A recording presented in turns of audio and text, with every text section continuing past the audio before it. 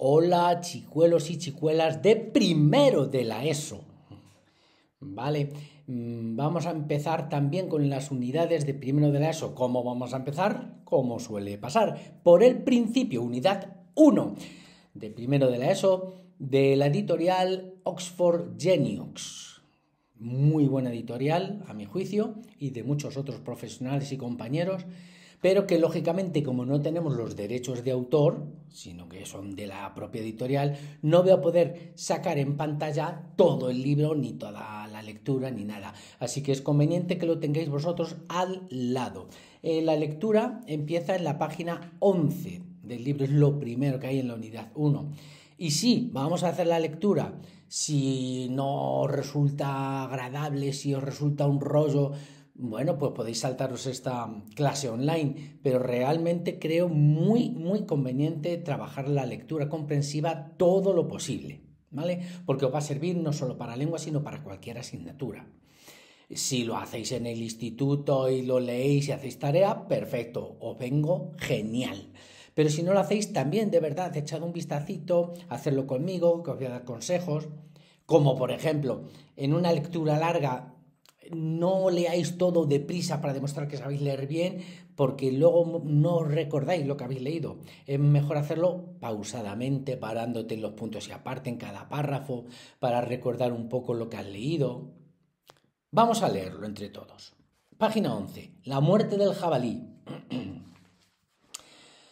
No sabía que aquella madrugada sería la última que vería levantarse el sol sobre Olar, ni que aquella tarde, antes de que ese mismo sol se hundiera en el lago de las desapariciones, él habría embarcado en la nave sin regreso.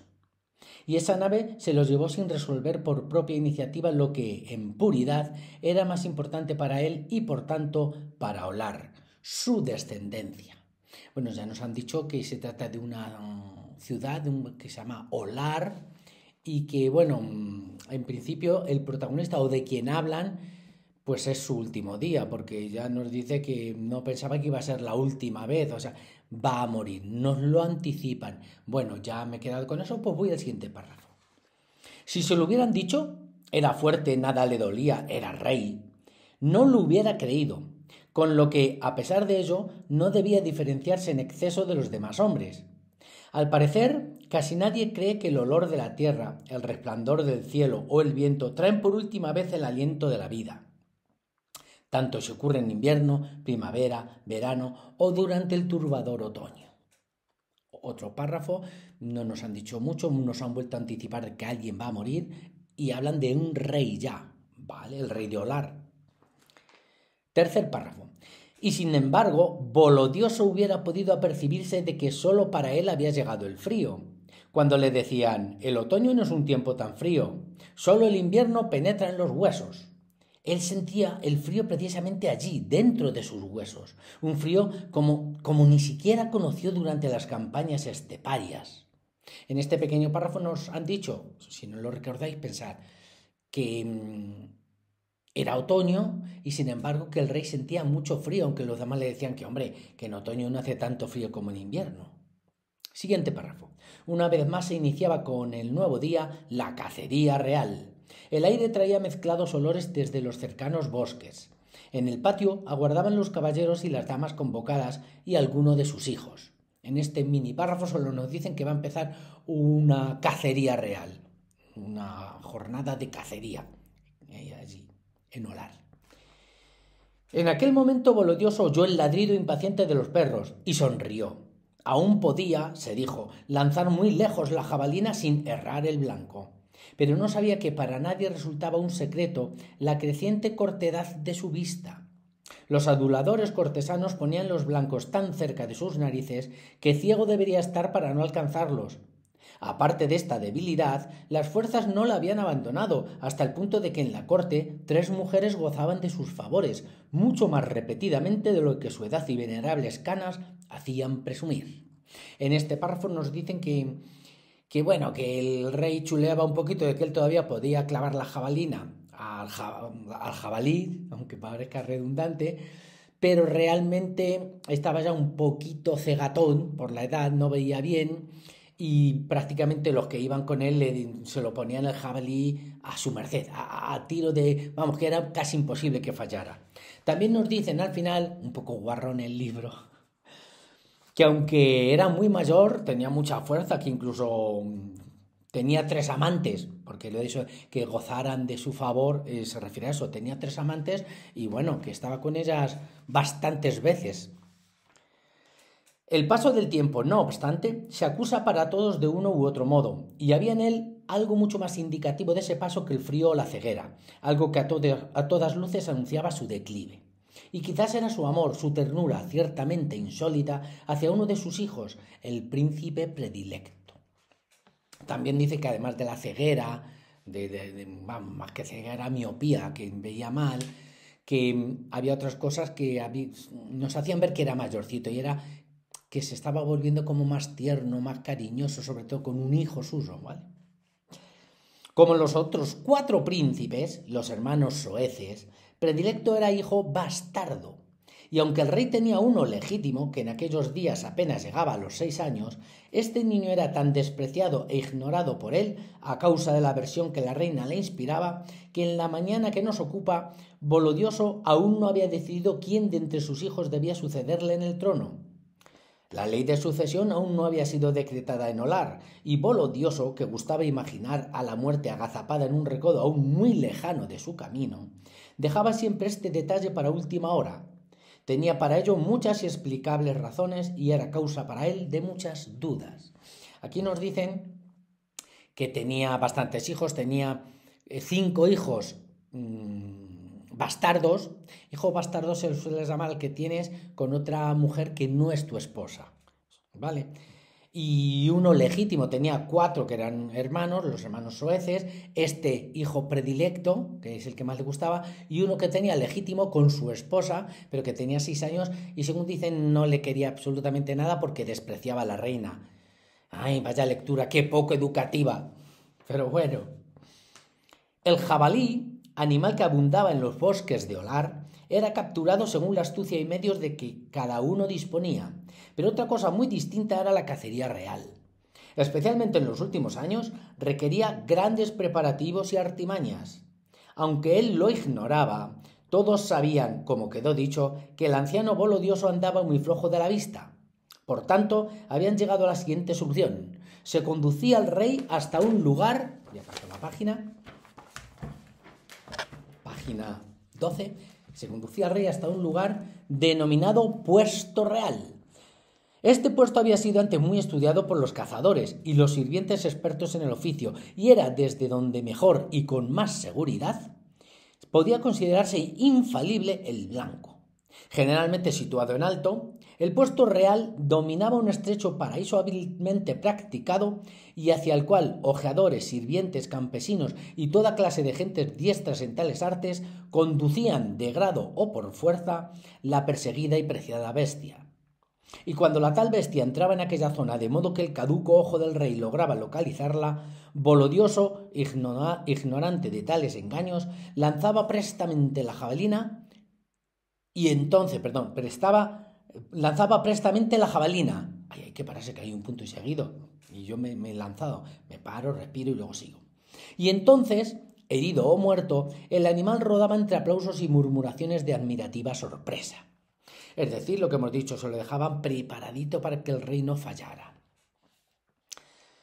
Apenas se amortiguó la algarabía de los ojeadores, se pudo comprobar que el jabalí en cuestión, una bestia grande y negra que por aquellos parajes usufructuaba prestigio y vejez paralelos a los del rey, al igual que Volodioso, era animal de gran valor y baqueteada experiencia.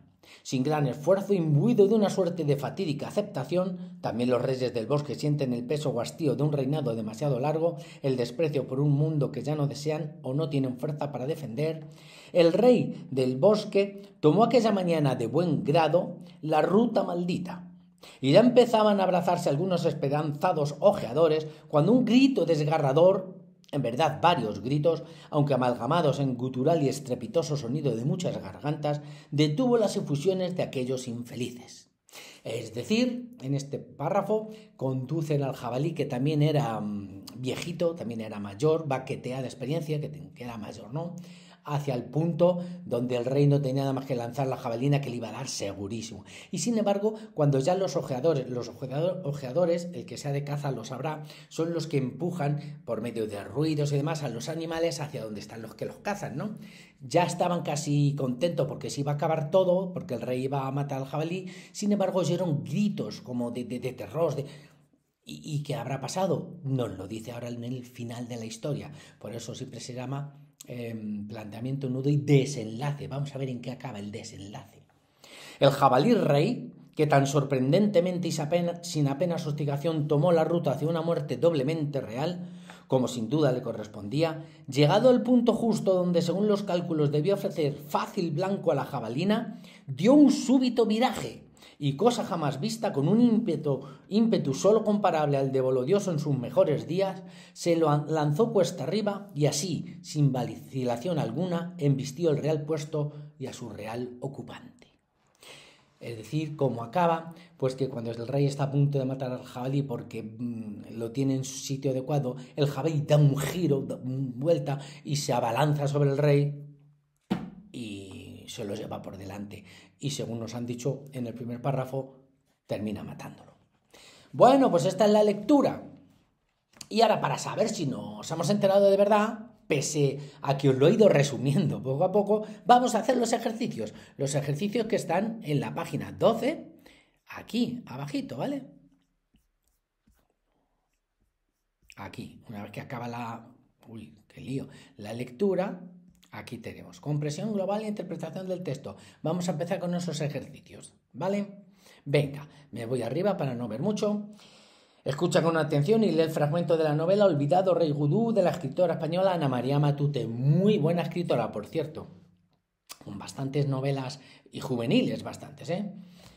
Ya lo hemos leído. 2. Contesta brevemente las siguientes cuestiones sobre el texto. ¿Cómo se llama el reino imaginario en el que transcurre la acción? ¿Os acordáis? Tengo casi todo subrayadito. Mirad. Aquí está esto, ¿no? Hemos dicho que se llamaba así. El reino imaginario. Ya si dicen que es imaginario, nos están ya diciendo que es un texto literario. Acordaos de otros años, lógicamente, y si no, lo digo yo ahora, que para que algo sea literario tiene que ser inventado. ¿En qué estación del año tienen lugar los hechos relatados? Ya lo he dicho en el resumen, ¿eh? Además que viene por aquí, creo. Mira, aquí te viene. ¿Y para qué eventos se están preparando ese día en la corte? Aquí abajo te viene, ¿vale? Lo hemos dicho, para qué se estaban preparando, qué iban a celebrar. Ejercicio 3. Explica qué suceso posterior se anticipa en los dos primeros párrafos. En la primera línea casi.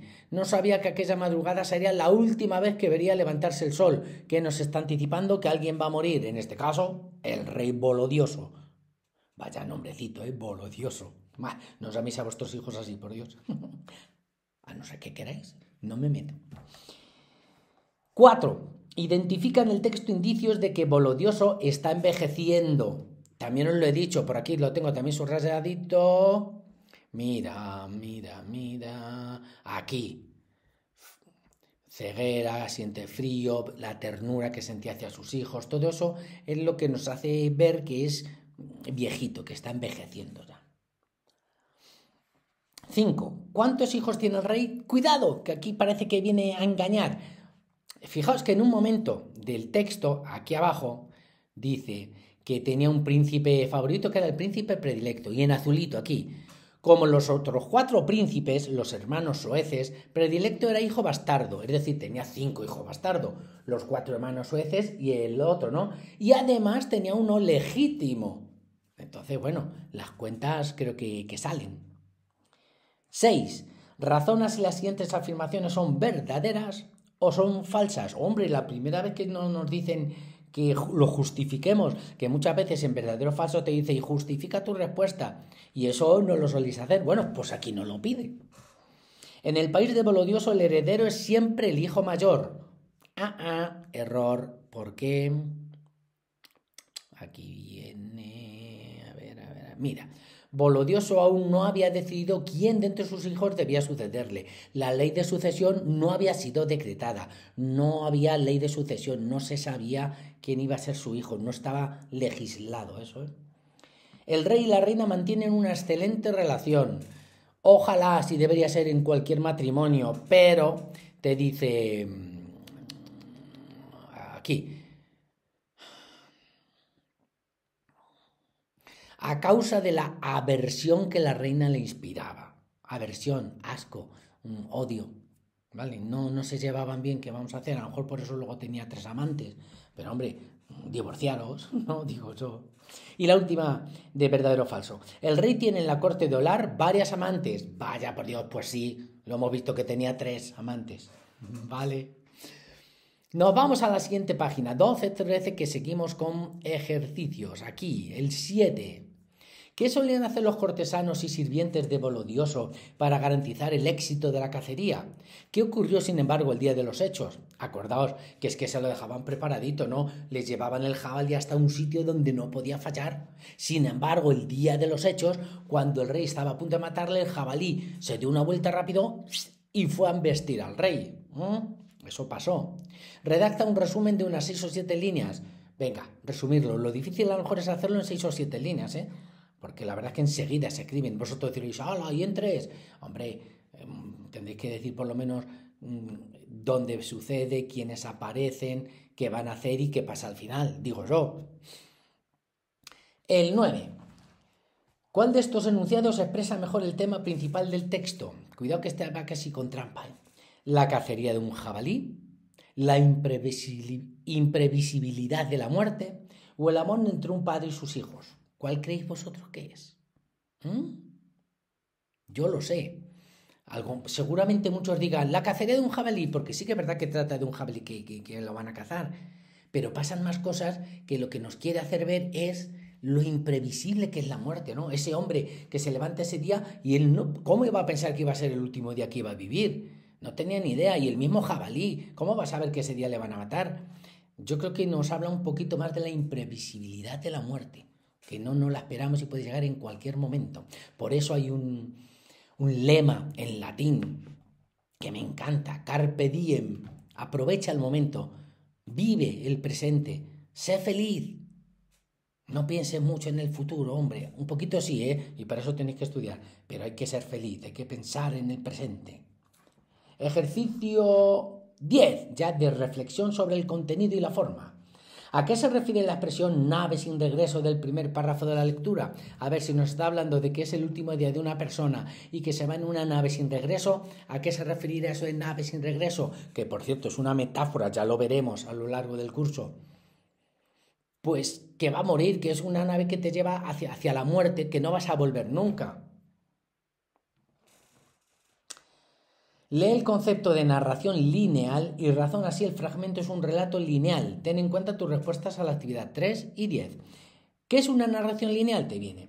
En una narración lineal los hechos se cuentan en orden cronológico, es decir, tal y como suceden.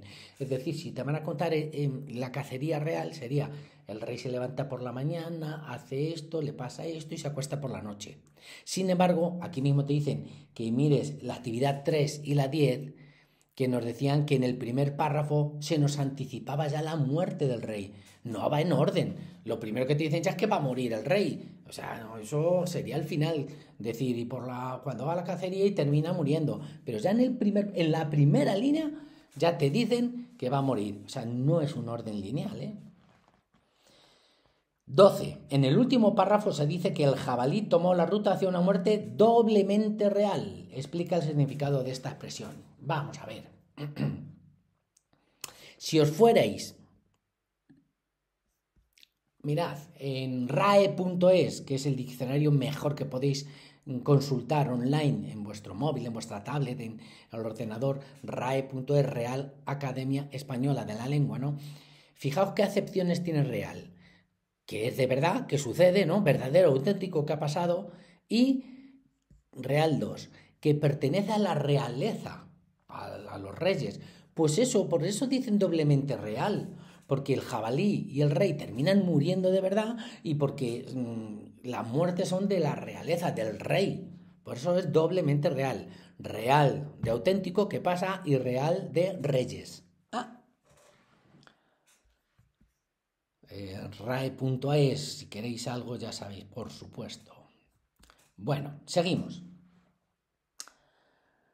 ¿Qué características tienen en común Bolodioso y el jabalí al que pretende dar caza? Justifica tu respuesta con pasajes del texto, del fragmento. Pues los dos te hablan de que los dos son viejecitos, ¿no? Buscarlo en el texto, lo mismo no tenga hasta subrayado, pero espero que no. Pues sí. Más fácil imposible. El jabalí, grande y negro, tenía prestigio y vejez igual que los del rey, igual que Bolodioso era de gran valor y mayorcito. Ahí te viene perfectamente en qué se parecen, ¿vale? No me gusta deciros todas las respuestas, ¿eh? Menos mal que sé que esto yo creo que ya lo habéis hecho. A lo mejor el curso que viene algunos lo ven y dicen, uy, qué bien, pero este curso ya lo habéis hecho en la lectura de la unidad 1, seguro. Vocabulario. Según el texto, algunos signos anunciaban a todas luces el declive de Bolodioso. Averigua qué significa la expresión entrecomillada y trata después de explicar el sentido de estas otras 4 expresiones. Luz de gas, luz verde, arrojar luz y luces y sombras. Si no tenéis ni idea, hombre, lo primero podéis preguntar a papi, a mami, a tu hermano mayor, a un tío, un abuelo, por si os lo pudiera decir. Pero si no, tenemos una herramienta, a mi juicio, bastante buena, que hay muchos profesores que están en contra, yo no. ChatGPT. ChatGPT te orienta, te ayuda. Lo que sí que os pediría es que lo leáis bien, que lo contrastéis y que no copiéis y peguéis sin leerlo. Hay que leerlo y enterarse. Es como el que busca en un diccionario, en una enciclopedia. Yo lo he buscado, más que buscarlo, os lo quiero enseñar. He puesto, mira, ¿qué significan estas expresiones? A todas luces, luz de gas, luz verde, arrojar luz, luces y sombras. Y te lo explica perfectamente, hasta te pone un ejemplo. A todas luces, evidentemente, de manera clara, sin duda. Y un ejemplo, a todas luces, el plan fue un fracaso. Y aquí en el ejercicio 15 habrá alguno de esos.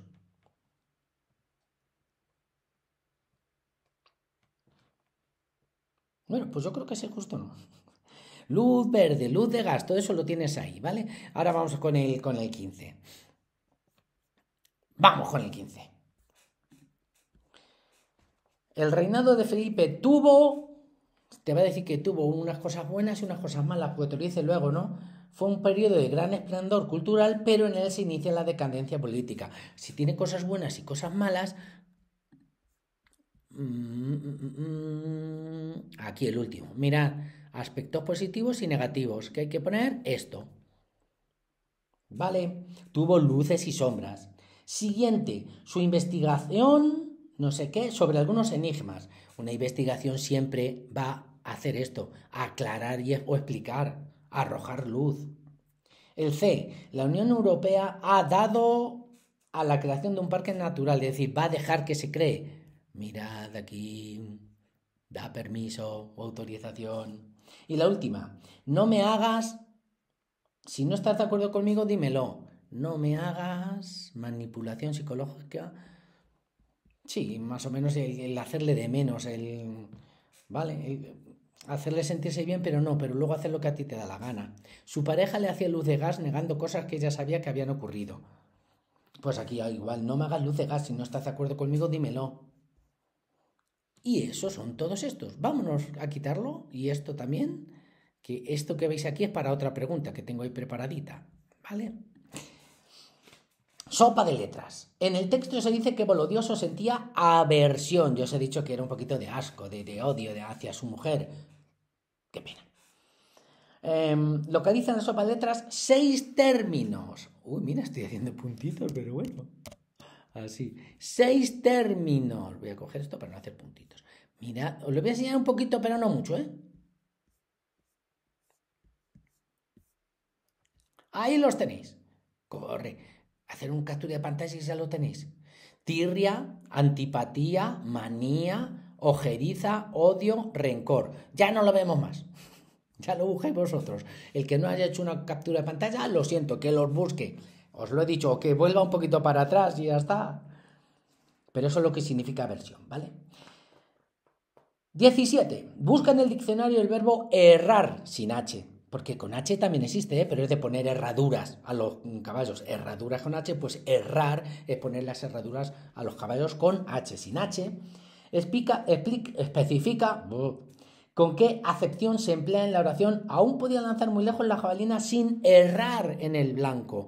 Pues, como os he dicho, rae.es, mirad, estas son 4 acepciones que se llaman. No acertar, errar el blanco, ese es a la que quiere decir, ¿vale? Que podía lanzar la jabalina sin fallar. Esta primerita le podéis poner que es a la que se refiere, porque no es vagabundear, no es desviarse, es esto, fallar, equivocarse, no acertar. A esa nos referimos. Y luego la última pregunta de 18 localiza en el penúltimo párrafo palabras que puedan ser sustituidas por las de las cartelas y vuelve a escribirlo con los términos propuestos. Es decir, sinónimos, ya lo veremos más adelante en otra unidad. Sinónimos, o en esta. A ver. No, es en la unidad 2 creo, por ahí ya lo veremos. Y las cartelas son prolongado, mezclado, aburrimiento y sobrecogedor. Tenéis que iros al penúltimo párrafo, que es este de apenas se amortiguó la algarabía, creo, ¿no?